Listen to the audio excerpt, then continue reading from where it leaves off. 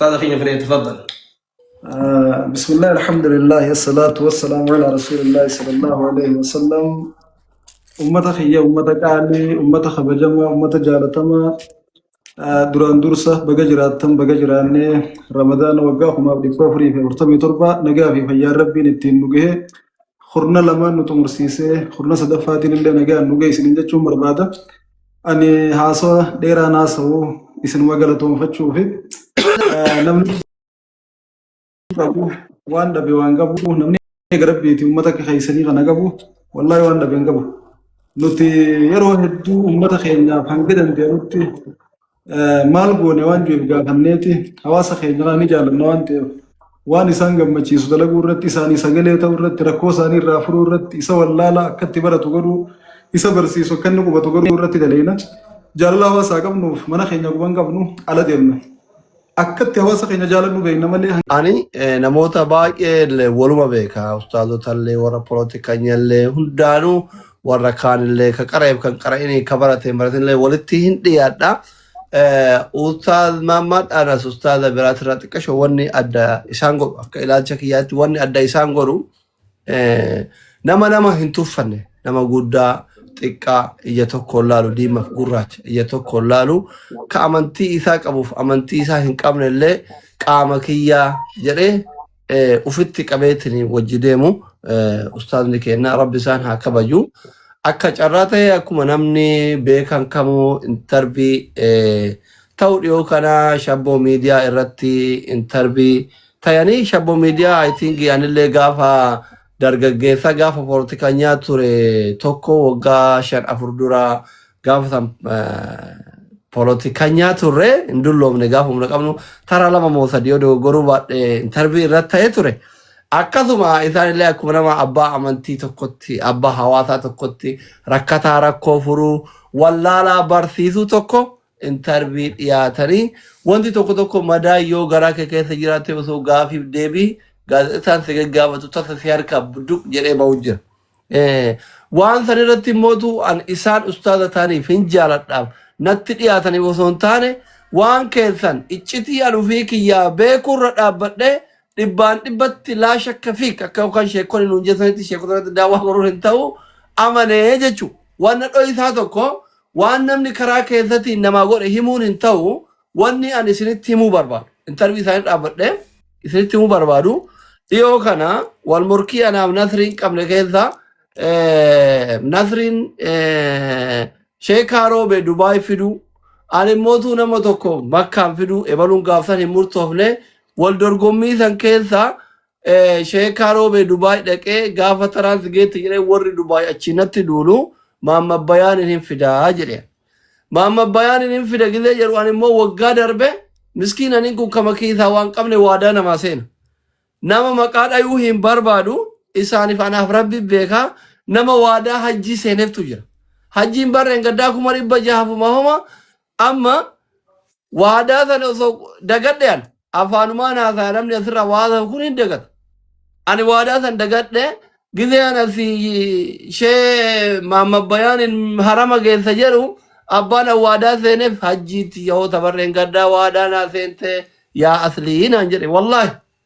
Gizee mee dhaqii gaafadhu jedhuuni ani bakka gaafatan hin beeku.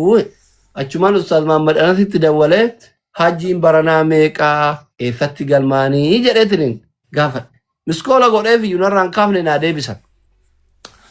Hajjii hin gaafatanii 1740 naan jedhan.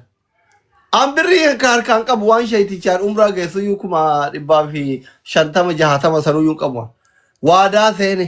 namni waadaa seeneef barana bayuu hin barbaadu. Ka hajjii seeneef. Kazaan yaa ustaaza kiyya ani waadaa anan namaa seene ka kafalu ana. Galmeen immoo dhumatuuf guyyaa 10 hafe jettanii akkam godhaa jennaani bakka rakkoon qabu anatuyyuu laalee kafala booda gaafa argatte naa kenni taanaan jedha. Ani kunoo maashaallah maayii kara sheekonni baay'een mileenaara ta'anii an mileenaruma akka shee Jamaal kana ta'e. Darasaan hajjillee nama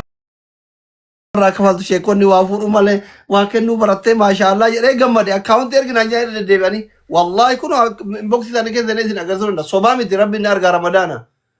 سامبودا ميكا يرتين أنجر عن كوما ربّا ثديفة فرتما قفق أباجرين كوما ربّا تربا فرتما سبرايز ده أنو يو حجي رمضان بودا تبيك والله يكونوا ربي كي ينارا قادا أنا حجي مثلا رمضان بودا كذا حجي كلايت تبيك ماله أكا رمضان كيسا قال ما يعني بري كفلان كوما كبوا كذا أنا كوما ربّا ثديفة فرتما أنا وهي كوما ربّا عرفان أفتو أنا تسيقوتا نجر أنا بري ثاني سه